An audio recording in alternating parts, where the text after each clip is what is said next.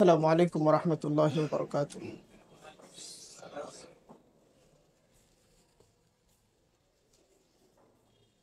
আশা করি আপনারা সবাই ভালো আছেন। আমরা এমন একটা বিষয় নিয়ে কথা বলতে যাচ্ছি, এটা অনেকের কাছে একাডেমিক একটা বিষয় মনে হবে যে এই ধরনের আলোচনা তো আমাদের একাডেমিয়াতে হয়। অনেকের কাছে মনে হবে যে না, এটা পাঠ্যপুস্তক সংলগ্ন আলোচনা। আমরা যখন বিষয়টাকে এইভাবে দেখব, তখন বিষয়ের গভীরে আমরা ঢুকতে ব্যর্থ হব। আপনাকে মনে রাখতে হবে, পাঠ্যপুস্তকও আপনাকে প্রতারিত করতে পারে। পাঠ্যপুস্তক অনেক সময় বিজয়ীদের হাত দিয়ে রচিত হয়, যারা রাজনীতিকে, সংস্কৃতিকে, অর্থনীতিকে নিয়ন্ত্রণ করে। এই নিয়ন্ত্রণ সবসময় যথার্থ এবং ইনসাফসম্মত প্রক্রিয়ায় প্রতিষ্ঠিত হয় না, জবরদস্তির মধ্য দিয়েও হয়। ফলে পাঠ্যপুস্তক সবসময় সত্য উচ্চারণ করে না, নতুন সত্য নির্মাণ করবার চেষ্টা করে অনেক সময়, এবং তার হাত দিয়ে নির্মিত সেই সত্য উপলব্ধি অনেকটা ক্ষমতাসীনদের আকাঙ্ক্ষা এবং তাদের রাজনৈতিক অভিলাষের অনুকূলে কাজ করে। ফলে পাঠ্যপুস্তক মাত্রই বিচার বিশ্লেষণের দাবি রাখে। আমাদের দেশে কিংবা অন্যত্র পাঠ্যপুস্তকীয় সত্য বলে একটা কথা আছে। এই সত্যটাকে অনেক সময় সত্যের অপলাপ হিসেবে দেখা দরকার এবং তার অনুশীলনও করা উচিত। আমরা যে আলোচনা করতে যাচ্ছি ওটা ইতিহাসকে খনন করবার চেষ্টা, বাস্তবতাকে একটু তলিয়ে দেখবার চেষ্টা। আপনারা দেখেন, আমরা যে বিষয়টা নিয়ে কথা বলছি, এই বিষয়টা অনেকের কাছে এক ধরনের অপরাধমূলক, এক ধরনের আলোচনা, অপরাধ কর্মের একটা ধারাবাহিকতা। সেটা কিভাবে? আরএসএস এর প্রধান মোহন ভগবত তিনি বলেছেন যে ভারত উপমহাদেশে অনেকেই উপনিবেশ তৈরির চেষ্টা করেছেন। যেমন ব্রিটিশরা তৈরি করেছে উপনিবেশ, ফরাসিরা তৈরি করেছে, ব্যর্থ হয়েছে। ওলন্দাজরা তৈরি করার চেষ্টা করেছে, ব্যর্থ হয়েছে। ব্রিটিশরা তৈরি করেছে। তিনি বলছেন যে এই যে উপনিবেশের ব্যাপারটা, এটা দেখেন, আমরা সবাই বলি যে ব্রিটিশরা 1757 থেকে উপনিবেশ তৈরি করেছে, 1947 সেই উপনিবেশ চলে গেছে। সত্য কথা, 1947 তারা বিদায় হয়ে গেছে। কিন্তু আরেকটা উপনিবেশ আছে যেটা বিদায় হয় নাই। আরেকটা উপনিবেশ, সেটা কিন্তু বিদায় হয় নাই। মোহন ভগবত বলছেন সেই উপনিবেশ তৈরি হয়েছিল 715-তে, সেই উপনিবেশ তৈরি হয়েছিল 1195-তে। ব্রিটিশরা উপনিবেশ তৈরি করেছিল এবং চলে গেছে। তারা এখন আমাকে শাসন করবার জন্য, আমার সংস্কৃতিকে লোড করবার জন্য, আমার উপর সাংস্কৃতিক আধিপত্য প্রতিষ্ঠা করবার জন্য, কিংবা আমার আকারকে নিজস্ব অভিপ্রায় অনুযায়ী গড়বার জন্য এখানে অনুপস্থিত, বিদ্যমান নেই, সে চলে গেছে। কিন্তু আরেক দল আছে, তারা উপনিবেশ তৈরি করেছিল এবং চলে যায় নাই। তারা তাদের ভাষা নিয়ে, তারা তাদের সংস্কৃতি নিয়ে, তারা তাদের বিদ্যমানতা নিয়ে আমাদের চারপাশে রয়ে গেছে। তারা হচ্ছে মুসলমানরা। এই যে ন্যারেটিভ, এই ন্যারেটিভ এত প্রবলভাবে সমাজে ছড়িয়ে দেওয়া হয়েছে, সেটা সিনেমা দিয়ে, নাটক দিয়ে, এমনকি পাঠ্যপুস্তক দিয়ে, মিডিয়ায় এবং তথ্য নির্মাণের প্রক্রিয়ায়। আপনি হয়তো জানেন না, হয়তো আপনার কাছে সোচ্চারভাবে সেটাকে হাজির করা হয় না, কিন্তু প্রচ্ছন্নভাবে এই কথাটা ইনিয়ে বিনিয়ে বলা হয়, প্রচ্ছন্নভাবে। ইন্ডিয়া তো সোচ্চারভাবেই বলা হচ্ছে, এবং সেটা মূলত কোনো প্রতিষ্ঠিত ঐতিহাসিক বক্তব্য হিসাবে নয়। সেখানে হোয়াটসঅ্যাপ ইউনিভার্সিটি আছে এবং সেখানে আহ ইতিহাস নির্মাণ করা হয়, ইতিহাসকে সাজানো হয়, অর্থাৎ আরএসএস এর ন্যারেটিভটাকে ইতিহাস হিসেবে দাঁড় করাবার চেষ্টা করা হয় এবং এটা শেখানো হয় বাচ্চাদেরকে। এবং তারা একটা রাগী, একটা উত্তেজিত, একটা ঘৃণাপূর্ণ মানসিকতা নিয়ে বড় হয় যে আমাদের চারপাশে দাপিয়ে বেড়াচ্ছে এমন সব লোকেরা যারা আমাদেরকে উপনিবেশে পরিণত করেছিল এবং ওদেরকে বিতাড়িত করতে হবে, তাহলেই আমাদের স্বাধীনতা পূর্ণ হবে। আপনারা দেখেন 2014 সনে কি করলেন, নরেন্দ্র মোদী ভারতের পার্লামেন্টে দাঁড়িয়ে বললেন যে 1000 বছরের পরাধীনতার অবসান হয়েছে।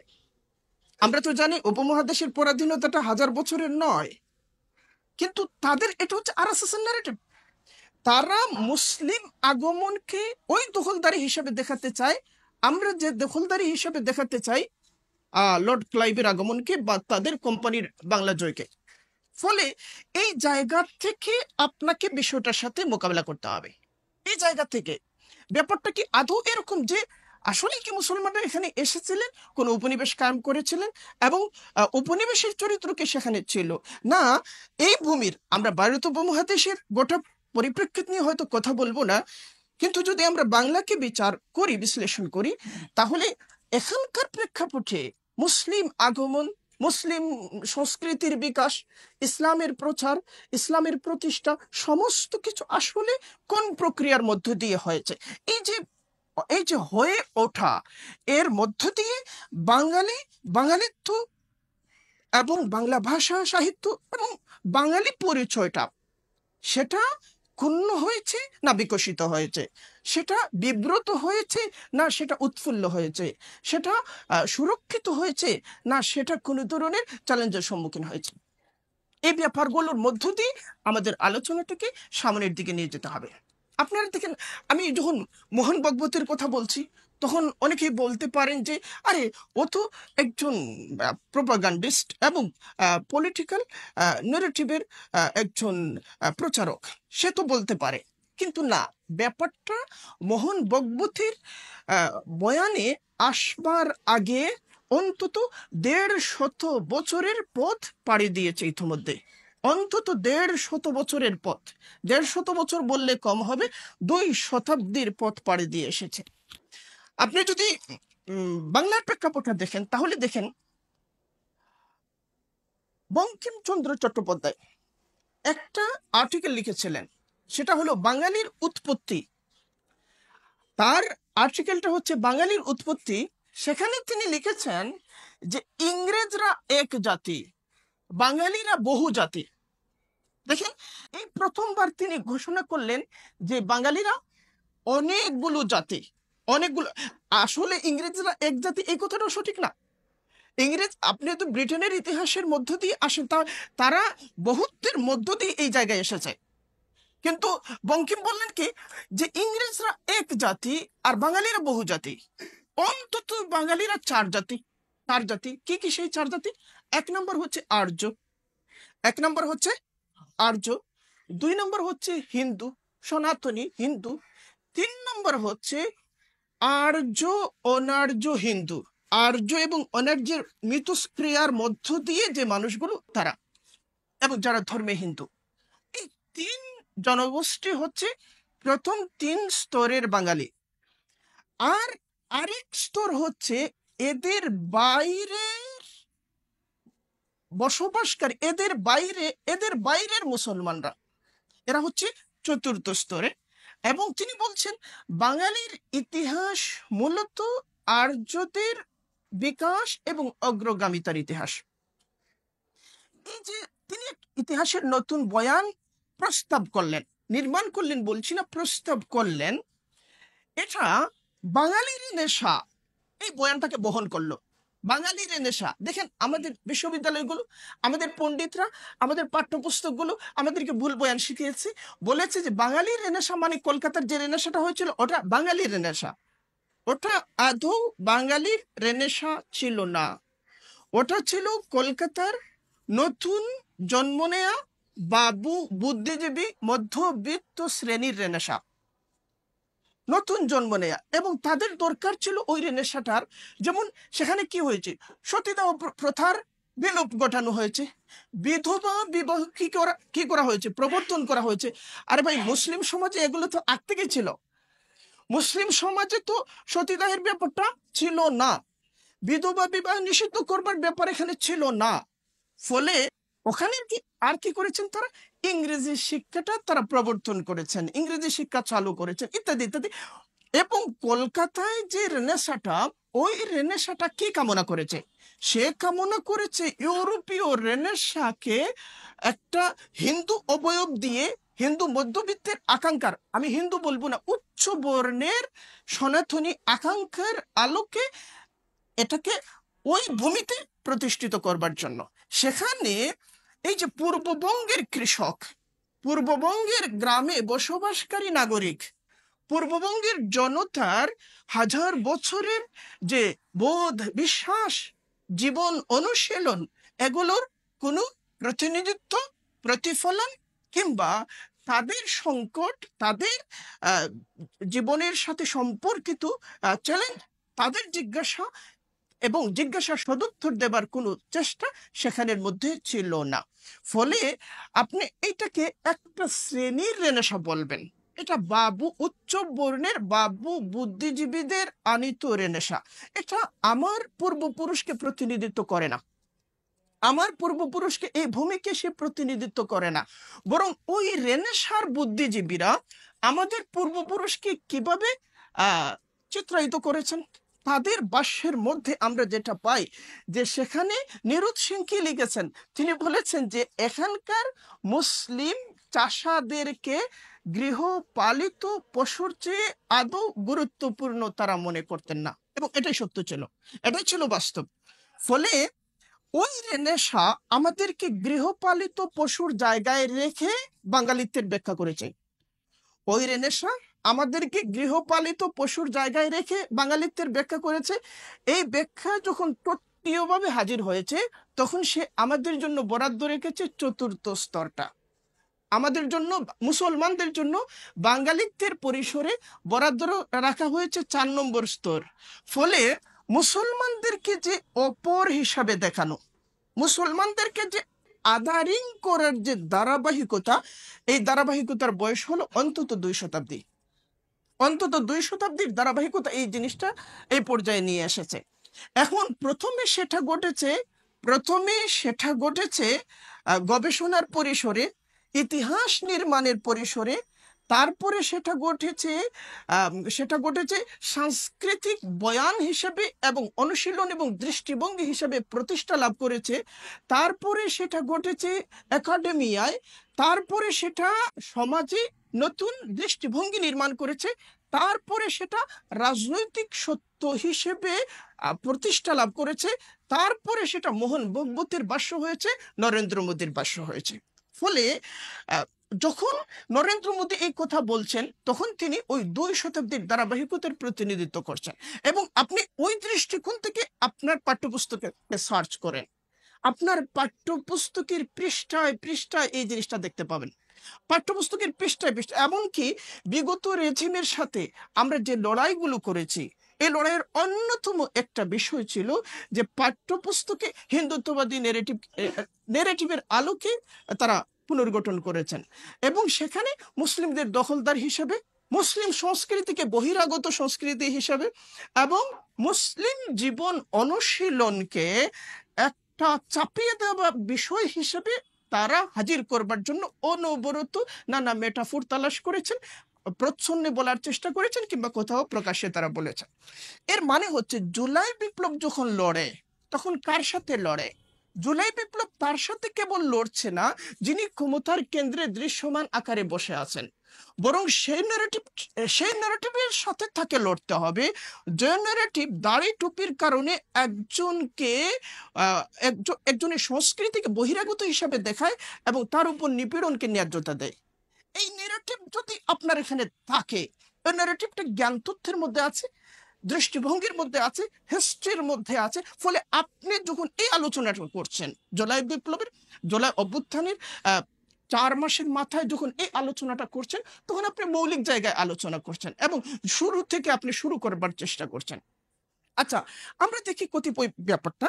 দেখেন, যখন বঙ্কিম বলছেন যে বাঙালির ইতিহাস আসলে কাদের ইতিহাস? আর্যদের ইতিহাস। একদম মিথ্যাচার করছেন তিনি। কিভাবে?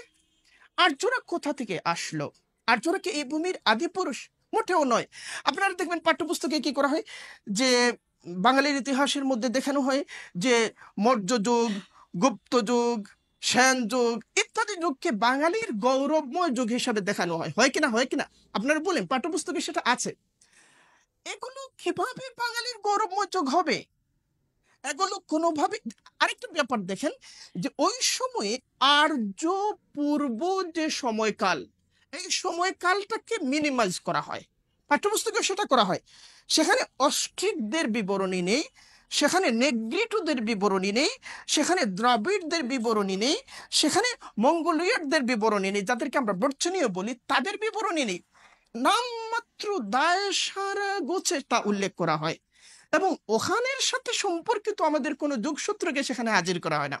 কিন্তু আমাদের নৃতাত্ত্বিক গঠনটাকে যদি আমরা ব্যাখ্যা করি, আমাদের চোখের গঠনটা, আমাদের কপালের গঠনটা, আমাদের মাথার খুলির গঠনটা, আমাদের কানের গঠনটা, আমাদের গাত্র বর্ণের ধরনটা, আমাদের শারীরিক উচ্চতার ধরনটা, সমস্ত কিছু যদি আমরা ব্যাখ্যা করি, তাহলে আমাদের পূর্বসূরিতা আর্য পরবর্তী সময়কালের চেয়ে আর্য পূর্ববর্তী সময়কালের সাথে বেশি। বরং আরো সুনির্দিষ্ট অর্থে বাঙালি জাতিটাকে যদি আপনি ব্যাখ্যা করেন, তাহলে সেটা হচ্ছে বাঙালিরা হচ্ছে বেডডিড রক্তধারার উত্তরসূরি।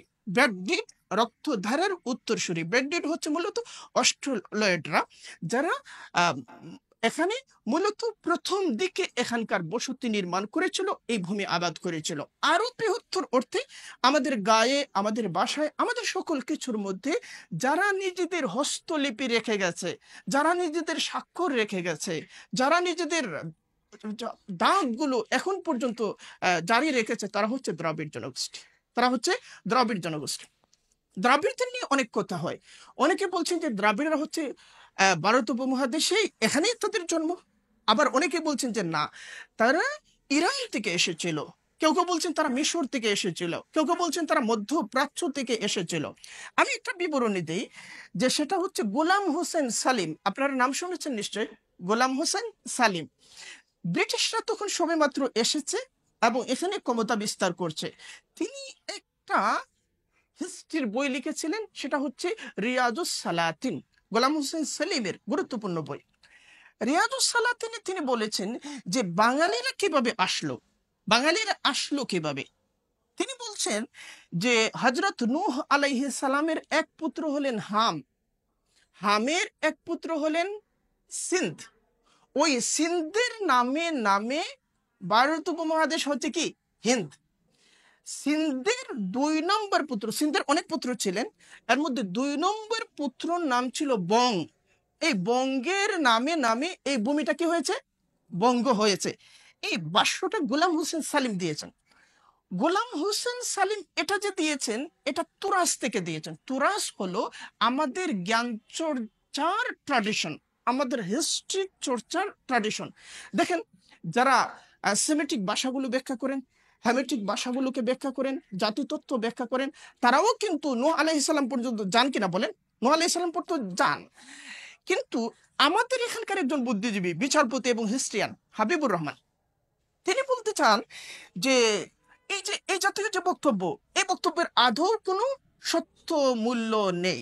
তিনি বলতে চান যে হিন্দু পুরাণের মধ্যে, হিন্দু পুরাণ হচ্ছে হিন্দু ধর্মীয় সাহিত্যের একটা দিক, আবার তাদের আরেকটা ধর্মীয় সাহিত্যের দিক হচ্ছে মহাকাব্য। মহাকাব্য রামায়ণ এবং মহাভারত। আপনি দেখবেন যে মহাভারতের মধ্যে, মহাভারত হচ্ছে মহাকাব্য, মহাকাব্য আর হিস্ট্রি পার্থক্য আছে কিনা? পার্থক্য সুস্পষ্ট। মহাকাব্য কখনো হিস্ট্রি নয়, পুরাণ কখনো হিস্ট্রি নয়। পুরাণ এবং হিস্ট্রির মধ্যে পার্থক্য হলো, পুরাণের মধ্যে একজন মানুষের উচ্চতা মেঘ স্পর্শ করতে পারে, আকাশ স্পর্শ করতে পারে। একটা হনুমানের লেজ 250 হাত লম্বা হয়ে যেতে পারে। হিস্ট্রির মধ্যে হনুমানের লেজ কত দূর হবে? বড় জোর 1.5 হাত হবে। ফলে পুরাণটাকে হিস্ট্রি বানাতে হলে ওই 250 হাত লেজকে কেটে কুটে কোথায় নিয়ে আসতে হয়? 1.5 হাতে নিয়ে আসতে হয়। ফলে পুরাণকে কোনো হতবাগা, পৃথিবীর কোনো হতবাগা পুরাণকে কি বলে না? হিস্ট্রি বলে না। এখন পুরাণের পরে হচ্ছে মহাকাব্য।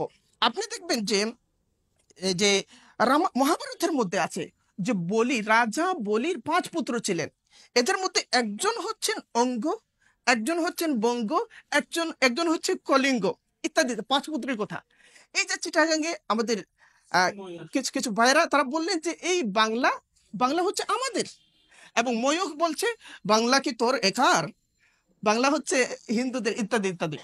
তো এই যে ব্যাপারটা কোত্থেকে আসছে? ওই যে মহাভারতে বলা হয়েছে যে রাজা বলির 5 পুত্র ছিলেন, এর মধ্যে এক পুত্র হচ্ছে বঙ্গ। ওই বঙ্গ কি করেছেন? এই ভূমিটা জয় করেছেন, অর্থাৎ বঙ্গভূমিটা কি করেছেন? জয় করেছেন। যে ভূমিটা এখন বাংলা, ওই ভূমিটা জয় করেছেন। তিনি জয় করেছেন বলে এই ভূমিটার নাম হয়েছে বঙ্গ। হিস্ট্রির বক্তব্য না কল্পনার বক্তব্য? মহাকাব্য কোত্থেকে আসে বলেন? কোত্থেকে আসে? মহাকাব্যের জন্মভূমি কোথায়? কল্পনায়। আর হিস্ট্রির জন্মভূমি বাস্তব জীবন। হিস্ট্রির জন্মভূমি হচ্ছে বাস্তব জীবন, আর কাব্য পুরাণের জন্মভূমি হচ্ছে কল্পনা। এখন আমাদের হাবিবুর রহমান কি করলেন? আমি শ্রদ্ধা জ্ঞাপন করছি, তার আত্মার মাগফিরাত কামনা করছি। তিনি বললেন যে হিন্দু পুরাণ যেভাবে কল্পনা চর্চা করেছে, মুসলিম পুরাণও তেমনি কল্পনা চর্চা করেছে। হিন্দু পুরাণ বলেছে রাজা বলির পুত্র বঙ্গ এখানে জয় করেছিলেন, আর মুসলিম পুরাণ বলছে নূহ আলাইহিস সালামের বংশধররা এখানে এসেছিলেন। এই যে বুদ্ধিবৃত্তিক প্রতারণা এবং অসততা, এই জিনিসটাকে ধরতে পারতে হবে। এই জিনিসটা ধরতে পারবার দৃষ্টি জন্ম দিতে হবে। দেখেন তিনি কি করেছেন। ফালাসির একটা সর্বনিম্ন স্তর যেটা হলো যে আপনি এমন কিছুর সাথে একটা জিনিসের তুলনা দিচ্ছেন যার সাথে আদৌ কোনো তুলনা চলে না। হযরত নূহ আলাইহিস সালাম ঐতিহাসিক চরিত্র কিনা? ঐতিহাসিক চরিত্র কিনা? এটা কোনো মানে এটা সারা বিশ্বব্যাপী সর্বজনীনভাবে স্বীকৃত সত্য, তাই না? এটা মুসলমানদের ধর্মগ্রন্থে যেমন আছে, ইহুদিদের ধর্মগ্রন্থে আছে, খ্রিস্টানদের ধর্মগ্রন্থের মধ্যেও আছে। বাইবেলের ওল্ড টেস্টামেন্ট, নিউ টেস্টামেন্ট, 2 জায়গাতেই সেটা আছে। এখন হযরত নূহ এর সন্তানরা ছড়িয়ে পড়েছিলেন দুনিয়া জুড়ে, এটা ঐতিহাসিক বক্তব্য কিনা? হ্যাঁ, এটাও ঐতিহাসিক বক্তব্য।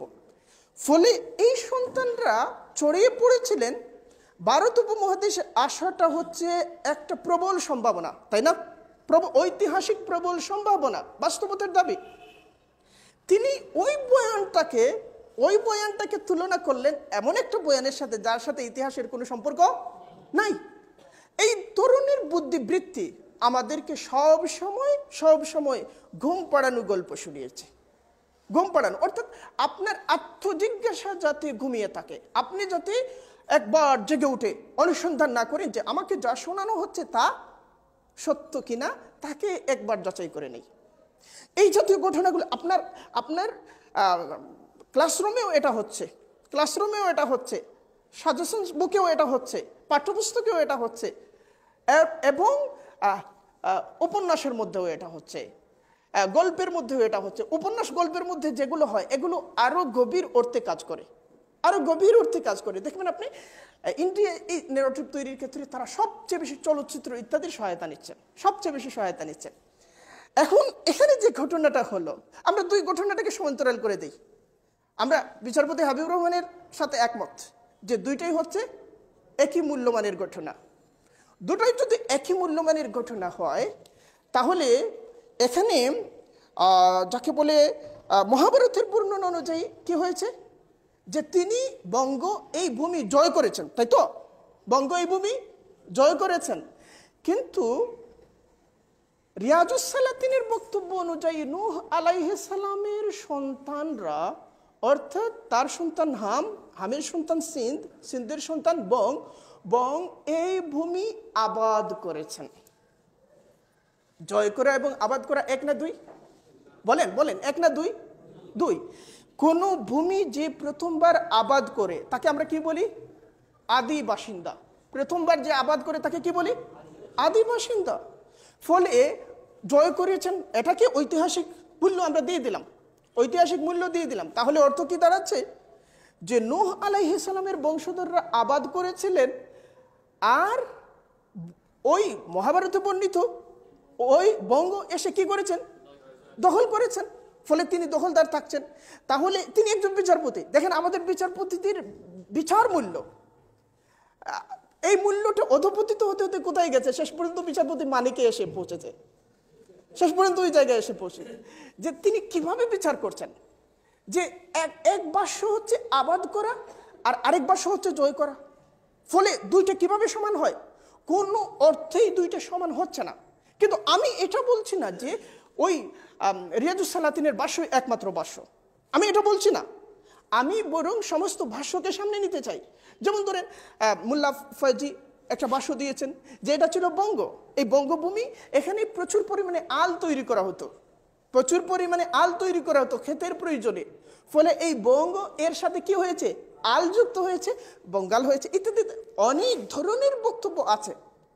কিন্তু ঘটনা হলো যে আমরা যদি এই বঙ্গ সভ্যতার সাথে, অর্থাৎ এখানকার বাংলার যে সভ্যতা, এই সভ্যতার সাথে আর্যদের মিল দেখতে চাই, তাহলে কোথায় পাচ্ছি? এই প্রথম বর্ণনা, যেখানে আমরা দেখতে পাচ্ছি যে যে মহাভারত আমাদেরকে জানাচ্ছে রাজা বলির পুত্র এসে বাংলা জয় করেছেন, ব্যাস এটা। এর আগের ব্যাপারগুলো কি? মহাভারত কিন্তু বৈদিক সাহিত্যের প্রথম দিকের সাহিত্য না। বৈদিক সাহিত্যের প্রথম দিকের সাহিত্য হচ্ছে বেদ। বেদের মধ্যে সবার আগের সাহিত্য হচ্ছে ঋগ্বেদ। বৈদিক সাহিত্যের প্রথম দিকের সাহিত্য বাংলাকে কখনো প্রশংসা করে না। বাংলাকে কি করে না? প্রশংসা করে না। বাংলাকে তিরস্কার করে, বাংলাকে নিন্দা করে, এই ভূমিকে অভিশপ্ত ভূমি হিসাবে দেখায়। একটা বৈদিক সাহিত্যের একটা গ্রন্থ হচ্ছে ঐতরীয় আরণ্যক। ঐতরীয় আরণ্যক আমাদেরকে জানাচ্ছে যে যে ভূমিগুলো দেবতার অভিশাপে ধ্বংস হয়েছিল, এর মধ্যে প্রথম জনপদটার নাম হচ্ছে বঙ্গ জনপদ। দেবতার অভিশাপে ধ্বংসপ্রাপ্ত ভূমির মধ্যে প্রথমটা হচ্ছে বঙ্গ জনপদ। আরেকটা প্রথম দিকের গ্রন্থ, এটা হচ্ছে ঐতরীয় ব্রাহ্মণ। ঐতরীয় ব্রাহ্মণ কি জানাচ্ছে? যে এখানকার যে জনগোষ্ঠী, এখানে যারা বসবাস করে, তারা হচ্ছে ইতর শ্রেণীভুক্ত, তারা হচ্ছে অরণ্যে বসবাসকারী পাশব পর্যায়ের মানুষ। তাদের বাসাটা হচ্ছে চিড়িয়ার বাসা। চিড়িয়া বোঝেন? পাখি, চিড়িয়ার বাসা, অর্থাৎ কোনো সভ্যতাকে সে বহন করে না। এখন তারপরে আপনি দেখবেন বৈদিক সাহিত্য প্রথম দিকের বৈদিক সাহিত্য কখনো বাংলাকে আদৌ নিতে পারছে না। বাংলাকে সে সবসময় তিরস্কার করছে, নিন্দা করছে, ঘৃণা করছে, দেবতা পরিত্যক্ত হিসাবে দেখাচ্ছে। এর কারণ কি? বৈদিকরা এসেছিলেন কোত্থেকে? আর্যরা এসেছিলেন কোত্থেকে? আর্যরা এসেছিলেন ককেশাস অঞ্চল থেকে। ককেশাস অঞ্চল থেকে তারা উরাল পর্বতের আশপাশে বসবাস করতেন। আর্যদের পূর্বপুরুষরা কোথায় বসবাস করতেন? অনেক ধরনের কথাবার্তা আছে, অনেক ধরনের কথাবার্তা। সবচেয়ে বেশি গ্রহণযোগ্য যেটা, যে উরাল পর্বতের আশপাশে তারা কি করতেন? বসবাস করতেন। তারা ছিলেন যাযাবর, তারা শিকারী ছিলেন, তারা পশুপালন করতেন এবং জঙ্গলের মধ্যে পশু শিকার করতেন। যারা এই কাজ করে, পাহাড়ে মালভূমিতে বসবাস করে, পশুপালন করে, শিকারী, তাদের চরিত্রের মধ্যে একটা যোদ্ধা ব্যাপার থাকে কিনা? একটা যোদ্ধা ব্যাপার থাকে, একটা হিংস্র ব্যাপার থাকে। ওনারা এখানে প্রবেশ করলেন উত্তর পূর্ব সীমান্ত প্রদেশ হয়ে। তারা আফগানিস্তান পাকিস্তানের সীমান্ত অঞ্চল হয়ে এই ভূমিতে প্রবেশ করলেন। এই ভূমিতে প্রবেশ করে প্রথম যে কাজটা করেছিলেন, কি করেছিলেন? হরপ্পা এবং মহেঞ্জোদারো সভ্যতাকে তারা ধ্বংস করেছেন। হরপ্পা এবং মহেঞ্জোদারো সভ্যতাকে ধ্বংস করেছেন। কারা ধ্বংস করেছেন? আর্যরা ধ্বংস করেছেন। হরপ্পা এবং মহেঞ্জোদারো সভ্যতা নির্মাণ করেছিলেন কারা? দ্রাবিড়রা নির্মাণ করেছিলেন দ্রাবিড়রা। ধ্বংস করেছেন বহিরাগত আর্যরা। আমাদের বিগত রেজিম পাঠ্যপুস্তকে আমাদেরকে এই গল্প শুনিয়েছে যে হরপ্পা এবং মহেঞ্জোদারো সভ্যতা নির্মাণ করেছিলেন আর্যরা। গোটা ব্যাপারটা কি হয়ে গেছে? উল্টে দেয়া হয়েছে। গোটা ঘটনাটা উল্টে দেয়া হয়েছে। এখন ওনারা এসে ওই অঞ্চল প্রথমে উত্তর ভারত অঞ্চলটা দখল করে নিলেন, উত্তর ভারত। এবং দ্রাবিড়রা কেবলমাত্র বাংলায় ছিলেন তা কিন্তু না, এই যে তামিল ভাষা, ভারতে তেলেগু ভাষা আছে না, মালয়ালম ভাষা আছে না, ইত্যাদি ভাষা, এগুলো দ্রাবিড় ভাষা। বাংলা ভাষায় মানে দ্রাবিড় ভাষার প্রচুর প্রচুর শব্দাবলী এখনো রয়ে গেছে, প্রচুর শব্দাবলী রয়ে গেছে। তো আমি যে বলছিলাম যে আমাদের গাত্রবর্ণের মধ্যে, আমাদের দেহ গঠনের মধ্যে দ্রাবিড় উত্তরাধিকার আছে, আমাদের ভাষার মধ্যেও সেটা আছে, আমাদের নগর তৈরির মধ্যেও সেটা আছে। দ্রাবিড়রা প্রথমত নগর সভ্যতার দিকে তারা ঝুঁকতেন, আর অস্ট্রিকরা গ্রামীণ সভ্যতার দিকে ঝুঁকতেন। ফলে আমাদের গ্রামগুলো অস্ট্রিক উত্তরাধিকারকে বহন করত, আর আমাদের শহরগুলো দ্রাবিড় উত্তরাধিকারকে বহন করত। এখন কি হয়েছে যে তারা উত্তর ভারত দখল করলেন। দখল করতে করতে যখন তারা বাংলায় প্রবেশের চেষ্টা করেছিলেন পূর্ব সীমান্তে, আমাদের একজন প্রধান উপদেষ্টার একজন সচিব উনি বলেছেন যে ইন্ডিয়ার জানা উচিত তাদের পূর্ব সীমান্তে তাদের চেয়ে স্মার্ট এবং সাহসী মানুষরা বসবাস করেন। এই কথাটা শোনার পর আমার কাছে অত্যন্ত ভালো লেগেছে, কারণ তিনি হিস্ট্রি থেকে এই কথাটা বলেছেন, যথেষ্ট পড়াশোনার ভেতর থেকে এই কথাটা বলেছেন। তারা যখন ওই পূর্ব সীমান্তে আসলো, তখন এখানে অত্যন্ত প্রবল, প্রচণ্ড, তীব্র, ধারাবাহিক প্রতিরোধের সম্মুখীন হলো। কোথায় কোথায় এসে? পূর্ব সীমান্তে এসে, বঙ্গভূমিতে এসে বার বার বার বার এই অঞ্চলগুলো দখল করবার তারা চেষ্টা করেছে। যতবার চেষ্টা করেছে ততবার তারা পরাজিত হয়েছে। তারপর কি ঘটেছে? তারা আর্যাবর্ত বলতে যে এলাকা, এই এলাকার সীমান্ত স্থির করে দিয়েছে। এই এলাকার সীমান্তের শেষ জায়গাটা হচ্ছে করতোয়া নদী, এটাকে তারা বলতো স্নানিত নদী। এর পরের অংশটা আর্যাবর্তের সীমান্তের বাইরে, আর আর্যাবর্ত হচ্ছে আর্যদের পবিত্র ভূমি। এর মানে হচ্ছে তারা যখন এই ভূমিটা দখল করতে পারছিল না, বহুবার চেষ্টা করে, শতাব্দীর পর শতাব্দী ধরে তারা চেষ্টা করেছে, প্রত্যেকটা চেষ্টা ব্যর্থ হয়েছে। শতাব্দীর পর শতাব্দী ধরে এই চেষ্টা তারা করেছে। এবং আমাদের জাতীয় মুক্তির লড়াইয়ের ইতিহাসে সবচেয়ে দীর্ঘস্থায়ী লড়াইটা ছিল আর্যদের বিরুদ্ধে লড়াই। এটা নিয়ে আমি বিস্তারিত আলোচনা করেছি বাংলাদেশ ও ইসলাম আত্মপরিচয় ডিসকোর্স বইয়ের মধ্যে। আমরা ৭১ সালে কয় বছর যুদ্ধ করেছি? কয় বছর? ৯ মাস। কিন্তু আর্যদের বিরুদ্ধে আমাদেরকে যুদ্ধ করতে হয়েছে কমপক্ষে ৫০০ বছর, কমপক্ষে ৫০০ বছর। এই যুদ্ধ যে আমরা করেছি, এই যুদ্ধের কথা অস্বীকার করা হতো, বেমালুম এখনো অস্বীকার করা হয়, কিন্তু অস্বীকার করার উপায় নাই। এজন্য যে ওই সময়ের আর্য সাহিত্য ওই যুদ্ধের স্বাক্ষর নিজের গায়ে রেখে দিয়েছে। ফলে নিহার রঞ্জন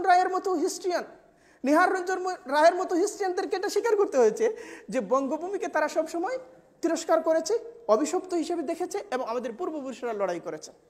দীর্ঘস্থায়ী লড়াই, সবচেয়ে দীর্ঘস্থায়ী লড়াইটা ছিল আর্যদের বিরুদ্ধে লড়াই। অন্তত কমপক্ষে ৫ শতাব্দী ধরে আমরা লড়াই করেছি, আমাদের পূর্বপুরুষরা লড়েছেন। এই লড়াইয়ের ধারাবাহিকতায় আমাদের পূর্বপুরুষরা যে কোন লড়াই জারি রাখবার জন্য আদর্শের দরকার আছে কিনা? দরকার আছে। আদর্শ নাই এবং লড়াই চলছে, এই লড়াই চলবে না। আপনি একটা পরাজিত ময়দানে লড়ছেন, আপনাকে প্রথমত একটা আদর্শকে অঙ্গীকার করতে হবে, বহন করতে হবে, এবং এই আদর্শের জমিতে দাঁড়িয়ে আপনাকে লড়তে হবে। এদেশের মানুষ বৈদিকদের আগ্রাসনের বিপরীতে লড়বার জন্য বৌদ্ধ ধর্মকে আপন করে নিল। বৌদ্ধ ধর্ম ছিল বৈদিক আর্য ধর্মীয় দৃষ্টিভঙ্গির বিরুদ্ধে একটা বিদ্রোহ। বৈদিক ধর্ম সবসময় যে জিনিসটা চাইতো সেটা হলো যাগযজ্ঞ, বলিদানের প্রবণতা এত বেড়ে গিয়েছিল যে ভয়াবহ আকার লাভ করেছিল। ফলে গৌতম বুদ্ধ জীবে দয়া কথা বললেন এবং বলিদানের বিরুদ্ধে অবস্থান নিলেন। বুঝতে পেরেছেন ব্যাপারটা? যাগযজ্ঞের মধ্যে এই যে বলিদানের ব্যাপারটা ছিল, সেখানে পশু হত্যা করা হতো, গরু জবাই করা হতো।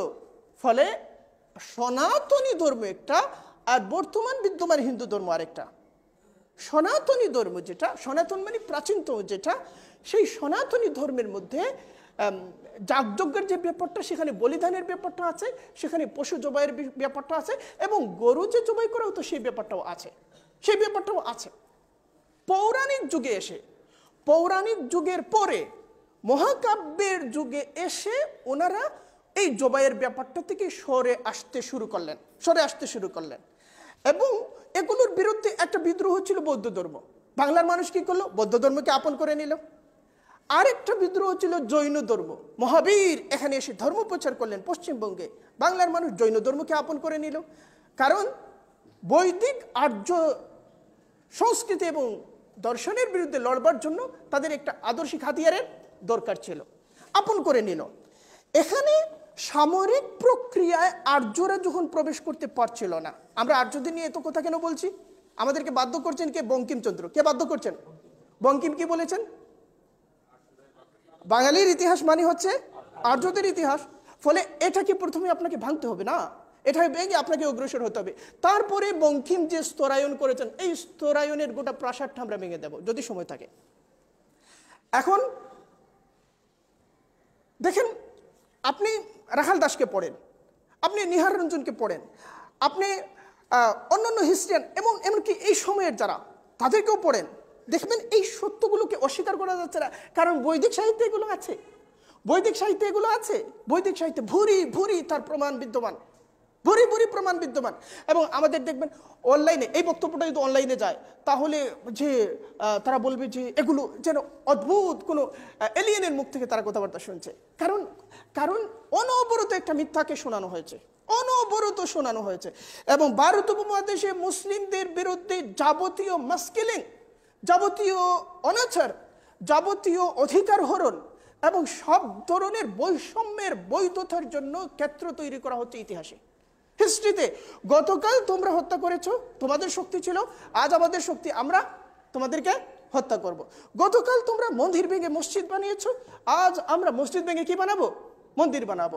এই যে গতকালের সাথে আজকে রিলেট করা, এটা নিশ্চিত হয়েছে নেরেট করার ফলে। কিভাবে নেরেট করা হয়েছে? আমাদের সবচেয়ে বড় সমস্যা হলো, যখন নারেট করা হচ্ছিল তখন আমরা লড়াইগুলো লড়ি নাই। ফলে অন্তত 200 বছর পেছনে থেকে, অন্তত 150 বছর, অন্তত 100 বছর পেছনে থেকে আমাদেরকে লড়তে হচ্ছে। আমাদের কিছু হিস্ট্রিয়ান লিখেছেন, কিন্তু ওগুলো সমাজের একটা অগ্রসর অংশকে সেভাবে একাত্ম করে নাই। ফলে এগুলোর পেছনে কোনো আন্দোলন ছিল না। ফলে একটা হিস্ট্রির ন্যারেটিভের পেছনে কি থাকতে হয়? একটা আন্দোলন। পেছনে আন্দোলন থাকে না, সামনে আন্দোলন থাকে। অর্থাৎ ন্যারেশন হবে পাশাপাশি সামাজিক জমিও তৈরি করা হবে এই ন্যারেশনের আলোকে। এবং একটা অগ্রসর প্রজন্ম এই দৃষ্টিভঙ্গিকে সামাজিক একটা মূল্যবোধের সাথে যুক্ত করে তুলবে, এর আলোকে আকাঙ্ক্ষা নির্মাণ করবে এবং পরবর্তীতে তা রাজনৈতিক বাস্তবতার মধ্যে নিজেকে প্রতিস্থাপন করবে। প্রত্যেকটা ধারাবাহিকতা আছে। আপনি কাজগুলো করছেন না এবং আপনি বলছেন যে রাজনীতিতে এটা প্রতিফলন ঘটাবেন। প্রথমে সামাজিক দৃষ্টিকোণের মধ্যে, এবং সামাজিক দৃষ্টিকোণের মধ্যে অবশ্যই মিডল ক্লাস, যে তারা কি করেছেন, তারা এই জিনিসগুলো করেছেন, সবগুলো করেছেন একই সাথে। এবং এটার পেছনে ব্রিটিশরা পৃষ্ঠপোষকতা করেছে। ব্রিটিশরা 4টা কাজ করলো। যখন দেখলো যে মুসলমানরা স্বাধীনতার জন্য লড়াই পরিত্যাগ করছে না, প্রতিদিন তারা লড়ছে, তখন ব্রিটিশরা কি করলো? ব্রিটিশরা ইতিহাসটা বিকৃত করলো এবং ইতিহাস বিকৃতির এই কর্মযজ্ঞে নেতৃত্ব দিয়েছে এশিয়াটিক সোসাইটির প্রথম দিকের পণ্ডিতরা, উইলিয়াম জোন্স থেকে শুরু করে পরবর্তী পণ্ডিতরা ইতিহাসটাকে শুধু বিকৃত করেন নাই, যেখানে দরকার মনে করেছেন নতুন করে গালগল্প তৈরি করেছেন এবং তাকে হিস্ট্রি হিসাবে দাবি করেছেন। এশিয়াটিক সোসাইটির পণ্ডিতরা এই কাণ্ডটা করেছেন। এবং যতটা না আমাদেরকে রক্তাক্ত করেছে ব্রিটিশ সেনাবাহিনীর লাঠি, তার চেয়ে বেশি আমাদের অস্তিত্বকে পদদলিত করেছে গবেষণাগারে বসে থাকা তাদের হিস্ট্রিয়ানদের কলম। তার চেয়ে বেশি আমাদের উপস্থিতিকে, আমাদের জীবনকে অন্যায্য করে তুলেছে, অগ্রহণীয় করে তুলেছে এবং আধারিং এর মধ্য দিয়ে আমাদেরকে এক প্রান্তে ঠেলে দিয়েছে। তারা এটা করেছে। এবং তারা যে এটা করলেন, প্রথমে ইতিহাস বিকৃত করে আমাদেরকে বহিরাগত, আমাদেরকে উপনিবেশ স্থাপনকারী হিসাবে দেখালেন। আমরা লড়ছি ব্রিটিশদের বিরুদ্ধে। কেন? তোরা উপনিবেশ স্থাপন করেছিস, তোরা আমাদের দেশ দখল করেছিস বাইরে থেকে এসে, এটা হলো আমাদের লড়াইয়ের প্রথম যুক্তি। তাদের হাত থেকে আমাদেরকে স্বাধীনতা পেতে হবে। ব্রিটিশ পণ্ডিতরা কি করলো? ন্যারেটিভ বদলে দিল, বলল যে আমরা প্রথম উপনিবেশ স্থাপনকারী নই, আমাদের আগে তোরা যারা স্বাধীনতা চাস তোরাই কি করেছিলে? উপনিবেশ স্থাপন করেছিলে। অসংখ্য গ্রন্থ তারা লিখেছে, বাংলার ইতিহাস, এরপরে মধ্যপ্রদেশের ইতিহাস, উত্তরপ্রদেশের ইতিহাস, কর্ণাটকের ইতিহাস, দিল্লির ইতিহাস, প্রত্যেকটা অঞ্চলের আলাদা আলাদা ইতিহাস তারা লিখেছে। মাটি খনন করে প্রত্নতাত্ত্বিক নিদর্শন বের করেছে, নিজেদের ইচ্ছা মতো পাঠোদ্ধার করেছে, ইচ্ছা মতো ব্যাখ্যা বিশ্লেষণ করেছে, ইচ্ছা মতো ন্যারেশন করেছে, এবং এইভাবে আমাদেরকে ভারতীয় সত্তার বিরুদ্ধে, বাঙালি সত্তার বিরুদ্ধে, এখানকার ভূমিপুত্রদের অস্তিত্বের বিরুদ্ধে একটা আগ্রাসী সত্তা হিসাবে হাজির করবার চেষ্টা করেছে। তারা এটা করেছে। এবং আমাদের তাদেরই সাগরিদরা স্বাধীনতার পরে যখন আমাদের রাজনৈতিক নেতৃত্ব গ্রহণ করলেন, তখন তাদের ন্যারেটিভটাকে, তারা যা শিখিয়েছেন এটাকে সত্য বাক্য ধরে নিয়ে এটাকে পাঠ্যপুস্তকেও রাখা হলো, এটাকে প্রতিষ্ঠিত সত্য হিসাবে আকার দেওয়া হলো। এর আলোকে রাজনৈতিক নেতারা কথা বলেন, রাজনৈতিক নেতাদের কথার মধ্যে তা প্রতিফলিত হয়, আমাদের যে মূল্যবোধ তৈরি করা হয় মূল্যবোধের মধ্যে তা প্রতিফলিত হয়। ফলে ব্রিটিশ এই প্রথম কাণ্ডটা করলো। দ্বিতীয় কাণ্ডটা করলো, দেখেন, মুসলিম আমলে আদমশুমারি হতো, আপনাদেরকে শোনানো হবে যে মুসলিম আমলে আদমশুমারি হতো না। পৃথিবীতে প্রথম আদমশুমারি চালু করেছিলেন হযরত ওমর রাদিয়াল্লাহু আনহু। হযরত ওমর রাদিয়াল্লাহু আনহুর আগে মদিনায় নবী আলাইহিস সালাম নিজে একটা আদমশুমারি করিয়েছিলেন। মুসলমানরা আদমশুমারি করতেন, কিন্তু হিন্দু মুসলিম পপুলেশনকে আলাদা করে নয়, হিন্দু কতজন মুসলিম কতজন এই ভিত্তিতে না, আদমশুমারিটা হতো ওই গ্রামে মোট জনসংখ্যা কতজন এই ভিত্তিতে। ব্রিটিশরা 1857 সালের সিপাহী বিপ্লবের পরে 1857 সালে তারা কিন্তু বড় ধরনের একটা ধাক্কা খেয়েছিল, তাই না? বড় ধরনের, এবং এই ধাক্কার পেছনে হিন্দু মুসলিম সম্মিলিত একটা প্রচেষ্টা ছিল, সম্মিলিত প্রচেষ্টা। এখন তাদেরকে আগ থেকেই তারা এটা ব্যাপার ছিল, ডিভাইড এন্ড রুলের ব্যাপারটা ছিল, এখন তারা আরো সিরিয়াসলি এটা গ্রহণ করলো। তারা কি করলো? ধর্মীয় ভিত্তিতে আদমশুমারি করলো, কতজন মুসলমান আর কতজন হিন্দু। বাংলায় দেখালো যে না, হিন্দু মুসলিমদের সংখ্যা আগে কম ছিল, এখন সেই সংখ্যা বেড়ে যাচ্ছে। 1880-র দিকে প্রথম আদমশুমারিতে দেখানো হলো যে বাংলায় হিন্দুদের তুলনায় মুসলিমদের সংখ্যাটা বেশি। এর আগে মুসলিমদের সংখ্যা কম ছিল। মজার ব্যাপারটা দেখেন, মুসলিমরা শাসন করলো 1204 থেকে 1757 পর্যন্ত। গোটা সময়টা মুসলিমরা শাসন করলো বাংলা, এবং ভারত তো শাসন করেছে বটেই, বাংলার কথা বলছি, শাসন করলো, কিন্তু সেখানে মুসলিমরা সংখ্যা লঘু ছিলেন না সংখ্যাগুরু? সংখ্যা লঘু ছিলেন, এটা মনে রাখবেন, সংখ্যা লঘু ছিলেন। মুসলিমরা সংখ্যা গুরু ছিলেন কোথায়? ওই দূরবর্তী গ্রামগঞ্জে, দূরবর্তী গ্রাম অঞ্চলে। এখন দ্বিতীয় প্রশ্ন, যে কেন শহর কেন্দ্রের মধ্যে মুসলিমরা সংখ্যা লঘু ছিলেন আর গ্রামাঞ্চলে কেন মুসলমানরা সংখ্যা গুরু ছিলেন? এর পেছনে রাজনীতি কাজ করেছিল না অন্য কোনো কারণ? রাজনীতি কাজ করেছিল। রাজনীতি কাজ করলে তো শাসন কেন্দ্রের চারপাশে সংখ্যা গুরু হবেন। দূরবর্তী অঞ্চলগুলোর মধ্যে তারা সংখ্যা গুরু ছিলেন এজন্য যে সেখানে সুফিরা কাজ করেছিলেন এবং দায়ীরা কাজ করেছিলেন। কারা কাজ করেছিলেন? সুফি এবং দায়ীরা কাজ করেছিলেন। ফলে সুফি এবং দায়ীদের কাজের মধ্যে কি তাকে হৃদয় জয়ের ব্যাপারটা থাকে না জবরদস্তি থাকে? হৃদয় জয়ের ব্যাপারটা থাকে।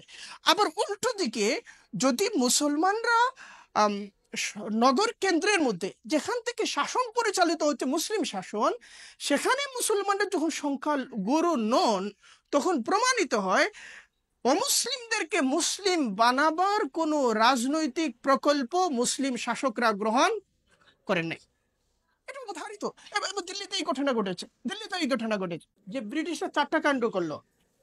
তো দুটির কথা বলেছি, এবং সেটা কিভাবে করেছিল এটা কিন্তু অনেক লম্বা আলাপের বিষয়, এটা হয়তো আরেকটা সেশন দাবি করবে। তো তারা দেখালো যে এখানকার ভূমি এবং ভাষা, এই দুই জিনিসের আত্মীয়তা মুসলিমদের সাথে নেই, এই জিনিসটা তারা দেখালো, এবং এটা তারা নানাভাবে দেখালো, এবং অনেক বেশি মাত্রায় সেটা নিজেরা বলবার চেয়ে স্থানীয়দের দিয়ে বলাবার চেষ্টা করলো। ওই স্থানীয়রা যারা ইতিমধ্যে তাদের থেকে দীক্ষা গ্রহণ করেছে। এবং তারা যেহেতু হিন্দু মুসলিম বিভাজনটাকে বড় করে তুলেছিল, ফলে হিন্দুদের ভেতর থেকে নতুন একটা মিডল ক্লাস তৈরি হয়েছে। এই মিডল ক্লাসের লোকেরা তাদের থেকে শিক্ষা লাভ করেছে, নতুন আলোকায়ন হয়েছে, নতুন এনলাইটেনমেন্ট হয়েছে তাদের, এবং তারা নতুন পানিতে যে জোয়ার এসেছে, ফলে তারা এখন মুসলমানদের বিরুদ্ধে আগে কখনো এটা ছিল না।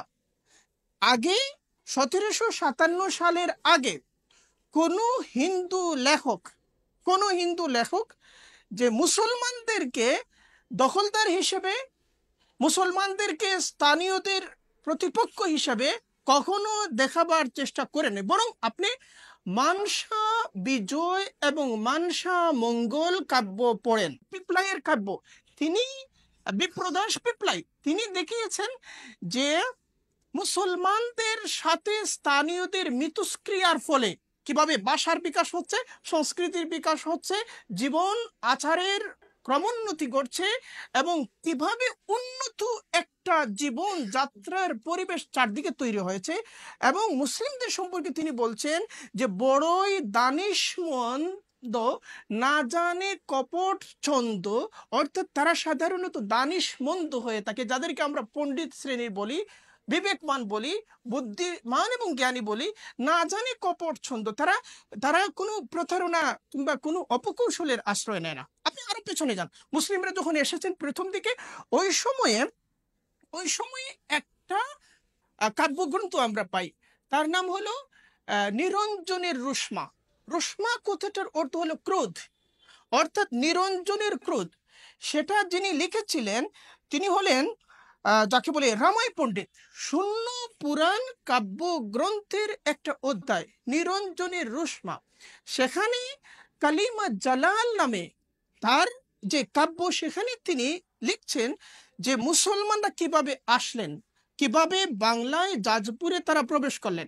প্রবেশের বিবরণ যখন দিচ্ছেন তখন বলছেন, যতেক দেবতাগণ সবে হইয়া এক মন প্রবেশ করিলা যাজপুরে। অর্থাৎ মুসলমানদের প্রবেশটাকে তিনি কি বলছেন? দেবতার প্রবেশ, দেবতার প্রবেশ। আপনারা নিরঞ্জনের রুষ্মাটা পড়েন, সেটা নিয়ে আমি অনেকগুলো কলাম লিখেছি, অনেক জায়গায় আলাপ করেছি। সেখানে তিনি দেখাচ্ছেন যে বৈদিক ব্রাহ্মণরা, 1600 ব্রাহ্মণ পরিবার ছিল ওখানে, তাদের অত্যাচারে উৎপীড়িত মানুষ কত বেশি শ্বাসরুদ্ধকর অবস্থার মধ্যে ছিল, এবং সেখান থেকে মুক্তি লাভের জন্য ঈশ্বরের কাছে তারা অনবরত কিভাবে প্রার্থনা করছিল। এবং মুসলিমদের আগমনটাকে তিনি বলছেন ওই জুলুমের বিরুদ্ধে ঈশ্বরের ক্রোধের প্রতীক হিসেবে তিনি মুসলমানদেরকে উদ্ধারকর্তা হিসেবে এখানে প্রেরণ করেছেন, তাদেরকে ধ্বংসকারী হিসাবে। ফলে সমসাময়িক বিবরণের মধ্যে এটা পাচ্ছেন আপনি। হলায়ুদ মিশ্রের একটা কাব্যগ্রন্থ হচ্ছে শেখ শুভদয়া। হলায়ুদ মিশ্র কিন্তু মুসলিমদের হাতে যার পতন হয়েছে, সেই লক্ষণ সেনের সভাকবিদের একজন। যে লক্ষণ সেনের পতন হলো, ওই লক্ষণ সেনের সভাকবিদের একজন হলায়ুদ মিশ্র, তিনি লিখছেন শেখ শুভদয়ার মধ্যে তিনি শেখের মাহাত্ম্য বর্ণনা করছেন, সুফির মাহাত্ম্য বর্ণনা করছেন হলায়ুদ মিশ্র। এটা কখন ঘটে? যখন তারা এখানে উদ্ধারকর্তা হিসেবে জনগণের কামনা বাসনার সাথে সঙ্গতি রক্ষা করে যখন এখানে আসেন। নতুবা ব্যাপারটা কেমন করতো? উল্টোটা করতো, যে বহিরাগতরা এসেছে, স্বদেশকে উদ্ধার করতে হবে, স্বদেশকে মুক্ত করতে হবে, এরকম আকাঙ্ক্ষা প্রতিফলিত হতো। কিন্তু 1204 খ্রিস্টাব্দের পর থেকে নিয়ে 1204 খ্রিস্টাব্দের পর থেকে নিয়ে সমসাময়িক কোন সাহিত্যের মধ্যে এমন কিছু আমরা পাই না যে বাংলা কোনো বিপর্যয়ের মধ্যে পড়েছে, বরং উত্তরণের আনন্দ এবং উল্লাস সমসাময়িক সাহিত্যের মধ্যে আমরা পাচ্ছি। ফলে এটা হচ্ছে অত্যন্ত গুরুত্বপূর্ণ। এখন ঘটনা হলো বাংলায় মুসলমানদের এই আগমনটাকে আমরা কিভাবে দেখব। দেখেন, আমি একজনের কথা বলি, তিনি হলেন কুলাচার্য জ্ঞানানশ্রী, তিব্বতীয় একজন ধর্মগুরু এবং হিস্ট্রিয়ান। কুলাচার্য জ্ঞানানশ্রী তার একটা গ্রন্থের মধ্যে লিখেছেন, গ্রন্থের নাম হলো ভদ্রকল্পদ্রুম। ভদ্রকল্পদ্রুম গ্রন্থের মধ্যে তিনি লিখেছেন যে বখতিয়ার খিলজি যখন মির্জাপুরে ছিলেন, বখতিয়ার খিলজি মির্জাপুরে ছিলেন, মির্জাপুরে তার ঘাঁটি ছিল। এই মির্জাপুরটা হলো বিহারের সীমান্তবর্তী এলাকায়। ওই মির্জাপুরের ঘাটিতে বাংলার বৌদ্ধদের পক্ষ থেকে একদল প্রতিনিধি সেখানে গিয়ে তার সাথে সাক্ষাৎ করলেন, বখতিয়ার খিলজির সাথে সাক্ষাৎ করে তারা বললেন যে আমরা এখানে নিপীড়িত অবস্থায় আছি, আমাদেরকে উদ্ধার করবার জন্য আপনি এখানে আসেন। এটা এটা কোনো মুসলিমের বিবরণী না, কুলাচার্য জ্ঞানাশ্রী এটা লিখেছেন। এবং তারপরে যে আসলেন, বখতিয়ার খিলজি যে আসলেন, সেখানে দেখবেন এই যে জাহাঙ্গীরনগর বিশ্ববিদ্যালয়ের একজন হিস্ট্রির অধ্যাপক তিনি লিখেছেন যে তিনি এটা সত্য কবুল করেছেন যে বখতিয়ার যখন আসেন তখন স্থানীয়দের পক্ষ থেকে কিছু বৌদ্ধরা গুপ্তচরের কাজ করেছিল, পথের দিশারির কাজ করেছিল, পথ প্রদর্শন করেছিল। দেখেন একটা ঘটনা, বখতিয়ার খিলজি আসলেন কিভাবে? তিনি ঝাড়খণ্ডের জঙ্গল হয়ে আসলেন। তিনি ইতিমধ্যে বিহার জয় করেছেন। বিহার জয় করবার আগে তিনি তার জীবনের অনেকগুলো ঘাত প্রতিঘাত ছিল। তার জন্ম হয়েছিল কোথায়? আফগানিস্তানে। আফগানিস্তানের গরম শির জায়গাটার নাম হলো দস্তি মার্গু। দস্তি মার্গু এলাকায় তার জন্ম।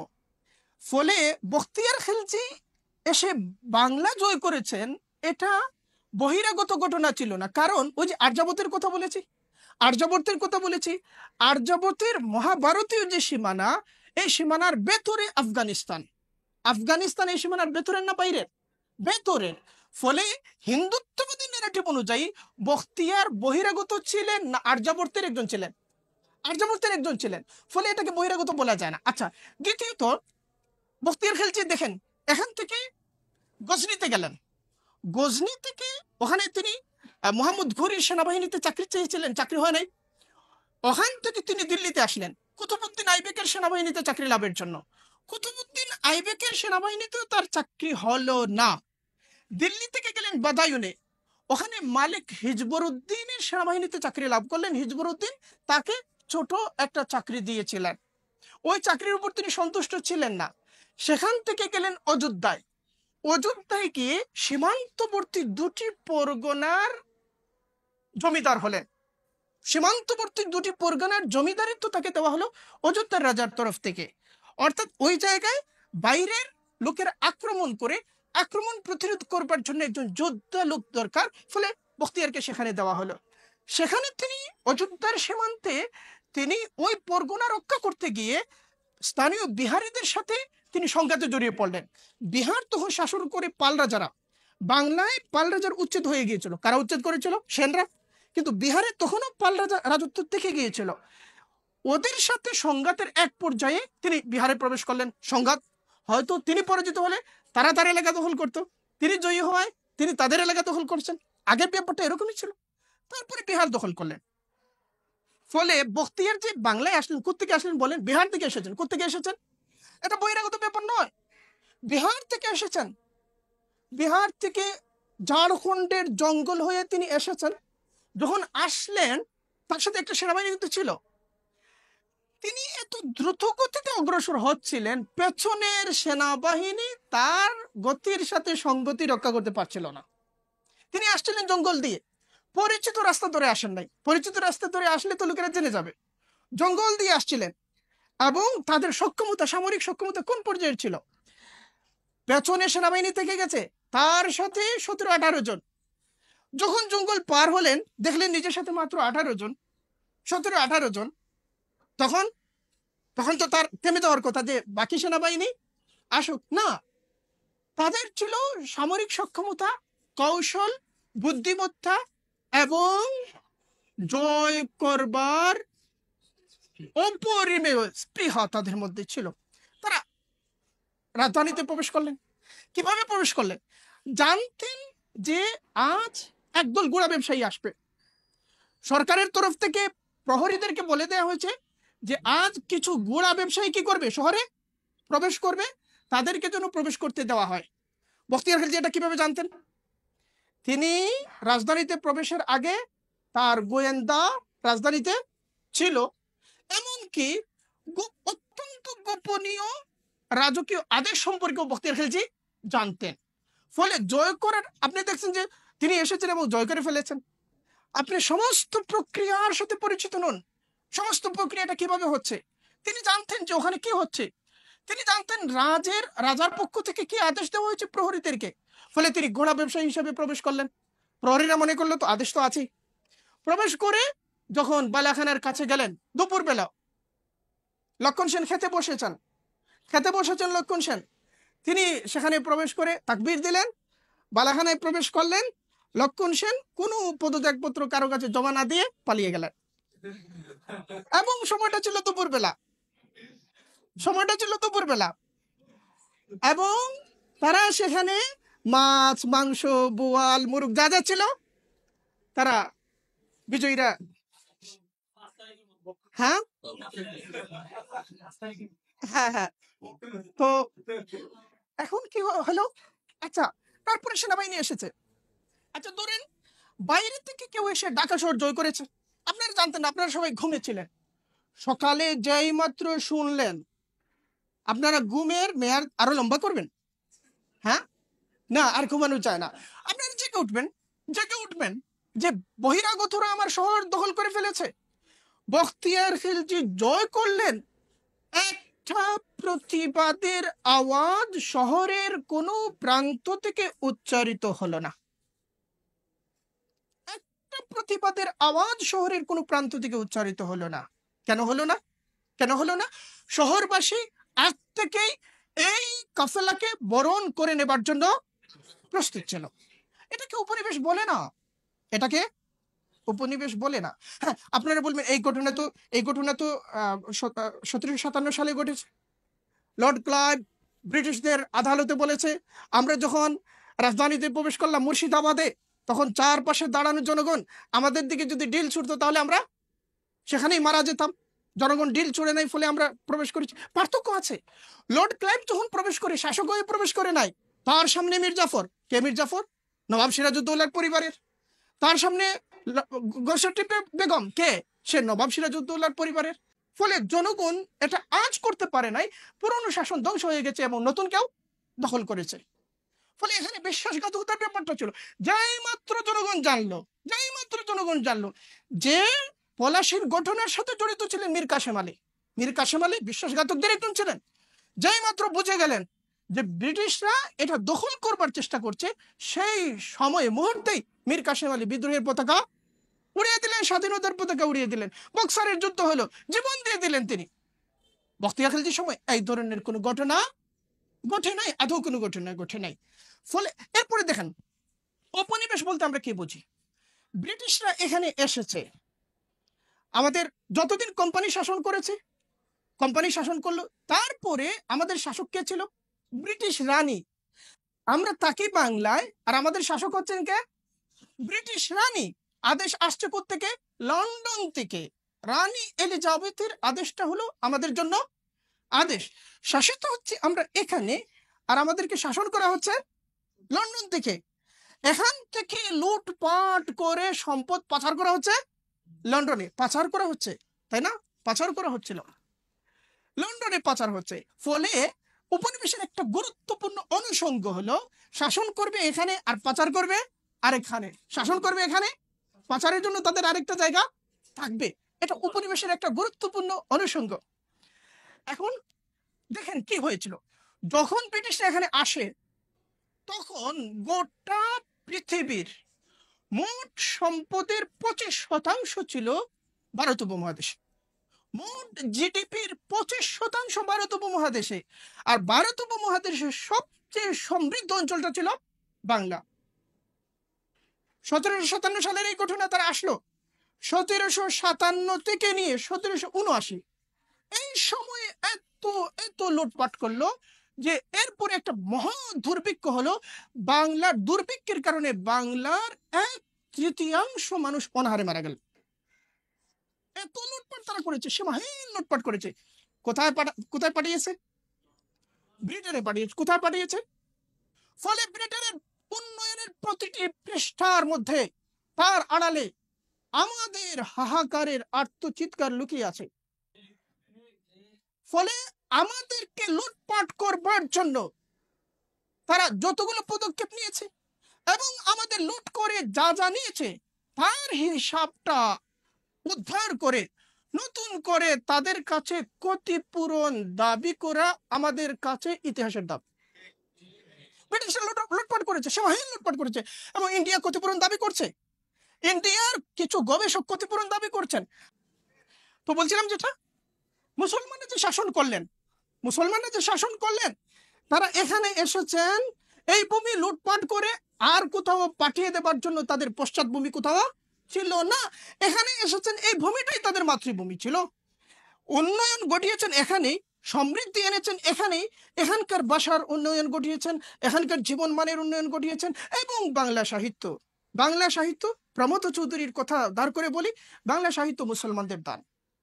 দীনেশচন্দ্র সেনের কথা ধার করে বলি, মুসলমানরা যদি না আসতেন বাংলা সাহিত্যের জন্ম হতো না। বাংলা সাহিত্যে মুসলমানদের অবদান শিরোনামে দীনেশচন্দ্র সেন আলাদা একটা গ্রন্থ রচনা করেছেন। তার বৃহৎবঙ্গ পড়েন, সেখানেও তিনি এগুলো আলোচনা করেছেন। এবং বাংলা সাহিত্যটাকে কিভাবে মুসলমানরা অস্তিত্বে নিয়ে আসলেন, সেজন্য অনেক দীর্ঘ, অনেক লম্বা আলোচনা করবার দরকার। এবং আমাদের গ্রাম জীবন, আমাদের নগর ব্যবস্থা, আমাদের খাদ্য রুচি, আমাদের পঞ্চায়েত, সমস্ত কিছুকে আজ যে আকারে দেখছি, এর পেছনে মুসলিম শাসন কিভাবে কাজ করলো। এমনকি আপনারা দেখেন, এই যে বাঙালিত্ব, এর আগে বঙ্গ কথাটা ছিল কিন্তু বাঙালি কথাটা ছিল না। বঙ্গ কথাটা ছিল কিন্তু কি ছিল না? বাঙালি কথাটা ছিল না। দেখেন, মুসলমানরা বাঙালি পরিচয়টাকে অত্যন্ত মহিমার সাথে ধারণ করলেন। বাংলার মুসলমানদের ইতিহাসের সর্বকালের সবচেয়ে মহান সুফিদের একজন হলেন আখি সিরাজউদ্দিন। নাম শুনেছেন আপনারা? আপনাদেরকে এগুলো শুনতে দেওয়া হয় না, আপনাদের থেকে এগুলোকে আড়াল করা হয়। আখি সিরাজউদ্দিনের জীবনী দিল্লিতে রচিত হয়েছে, আখবারুল আখিয়ারের মধ্যে লিখেছেন, আব্দুল হক মুহাদ্দিস দেহলভী লিখেছেন। এবং ভারত উপমহাদেশের শ্রেষ্ঠ মনীষীদের একজন তিনি ছিলেন। আখি সিরাজউদ্দিন নিজের নামের মধ্যে লাগাতেন বাঙালি, আখি সিরাজউদ্দিন বাঙালি। আলাউল হক, আখি সিরাজউদ্দিনের জামাতা ছিলেন আলাউল হক। বাংলার ইতিহাসের সর্বকালের শ্রেষ্ঠ আলেমদের অন্যতম হচ্ছেন আলাউল হক। আলাউল হক নিজের নামের সাথে লাগাতেন বাঙালি। আলাউল হকের পুত্র নূর কুতবুল আলম নিজের নামের সাথে লাগাতেন বাঙালি। কেন? জাতিবাদী ছিলেন। এখন না, এরকম কথাবার্তা শোনা যায় না? জাতীয়তাবাদী, জাতিবাদী, যেখানে সেখানে বসাই দেবে, যেখানে সেখানে বসাই দেবে। নিজের নামের আগে বাঙালি লাগাতেন। নূর কুতবুল আলম বাঙালি, আখি সিরাজউদ্দিন বাঙালি। এরা সাধারণ আলেম ছিলেন না। এরা, আমরা যদি চিকচিকি হই তাহলে তারা ছিলেন ডাইনোসর। বুঝতে পেরেছেন? তারা ছিলেন ডাইনোসর।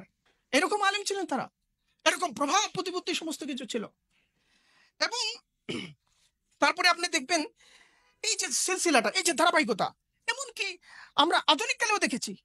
1859 খ্রিস্টাব্দে মৃত্যু হয়েছে গাজী ইমাম উদ্দিনের, তার নামের শেষে ছিল বাঙালি। এমনকি আব্দুল ওয়াহিদ বাঙালি, 1905 সালে মৃত্যু হয়েছে, তার নামের শেষে বাঙালি ছিল, বাঙালি নামে তাকে চিনত। কেন? বাঙালি পরিচয়টাকে মুসলমানরা, মুসলিম সুফিরা, আলেমরা, দাঈরা নিজেদের নামের সাথে এত গুরুত্ব সহকারে কেন গ্রহণ করলেন? দেখেন, আমাদের সুফিদের, আমাদের ওলামার মধ্যে আমরা এটা পাই, অমুক দিমাশকি, অমুক ইয়ামানি, অমুক সানআনি, অমুক মিসরি ইত্যাদি। অর্থাৎ এটাকে বলে মানে মানসুব করা, অর্থাৎ কোনো কিছুর সাথে নিজেকে সম্বন্ধিত করা, নিজের ভূমির সাথে, নিজের গোত্রের সাথে, নিজের জনপদের সাথে নিজেকে কি করা? সম্বন্ধিত করা। এমনকি সাহাবাদের মধ্যে আবু মুসা আশআরী গোত্রের সাথে এগুলো ছিল, আবু যর গফারি গোত্রের সাথে ছিল, সালমান ফার্সি পারস্যের সাথে নিজেকে যুক্ত করেছেন। ফলে বিলাল হাবশার সাথে নিজেকে যুক্ত করেছেন। সাহাবাদের মধ্যে এটা ছিল। এই যে ইসলামের যে ব্যাপারটা, ইমাম মুসলিম নিশাপুরি, ইমাম বুখারী বুখারা কি শহর। ফলে এই যে ধারাবাহিকতা, স্থানের সাথে, এমনকি কালের সাথে, ভাষার সাথে, জনপদের সাথে নিজেকে যুক্ত করা ইসলামের কাছে একটা মহিমান্বিত অনুশীলন, একটা মহিমান্বিত অনুশীলন। এবং দেখেন, কোরআনের মধ্যে আল্লাহ তাআলা কি বলেছেন? ওয়াজআলনাকুম শুউবান ওয়া কাবাইলা। যারা উলামা তারা বলেন পরের বাক্যটা কি? লিতাআরাফু, লিতাআরাফু। এই যে আল্লাহ তাআলা বিভিন্ন গোত্রে, বিভিন্ন বংশে আলাদা আলাদা করেছেন, এটা কিসের জন্য? যাতে তোমরা পরস্পরকে চিনতে পারো। ফলে এই পরিচয়টাকে বহন করা এই আল্লাহ তাআলার অভিপ্রায়ের সাথে যুক্ত। আল্লাহ তাআলার, ফলে কোথাও যে জায়গায় ইসলাম গিয়েছে সেখানকার স্থানীয় ভাষার সাথে স্থানীয় ভূমির ঐতিহ্যের সাথে ইসলাম কোথাও সংঘর্ষে অবতীর্ণ হয় নাই। এটা হিন্দুত্ববাদীরাও স্বীকার করেছেন। স্বামী বিবেকানন্দ তার প্রাচ্য পাশ্চাত্য গ্রন্থ পড়েন, 115 নম্বর পৃষ্ঠা, আমাদের অধ্যাপকদেরও দেবেন পড়ার জন্য। সেখানে তিনি বলেছেন যে মুসলিমরা যেখানেই গিয়েছে স্থানীয় ভাষার বিকাশ ঘটিয়েছে, স্থানীয় সংস্কৃতির পরিশীলনের মধ্য দিয়ে কি করেছে, বিকাশ ঘটিয়েছে, সর্বত্র বিকাশ ঘটিয়েছে। ফলে মুসলমান এই যে ভারতে আসলেন, দেখেন উর্দু ভাষা মুসলিমরা সৃষ্টি করলেন। উর্দু ভাষাটা সৃষ্টি হয়েছে মুসলিমদের আগমনের ফলে। পশতু ভাষার বিকাশ ঘটিয়েছেন মুসলমানরা, সিন্ধি ভাষার বিকাশ ঘটিয়েছেন মুসলমানরা, এরপরে স্থানীয় অনেকগুলো ভাষার বিকাশ ঘটিয়েছেন। এভাবে বাংলা ভাষারও বিকাশ ঘটিয়েছে। বাংলা ভাষার স্রষ্টা মুসলমানরা না, কিন্তু বাংলা ভাষাকে শৈশবে মাতৃদুগ্ধ পান করিয়েছেন কারা, মুসলমানরা। সেটা কিভাবে করিয়েছেন আরেক সেশনের দাবি রাখে, আলোচনা এখানে শেষ করছি।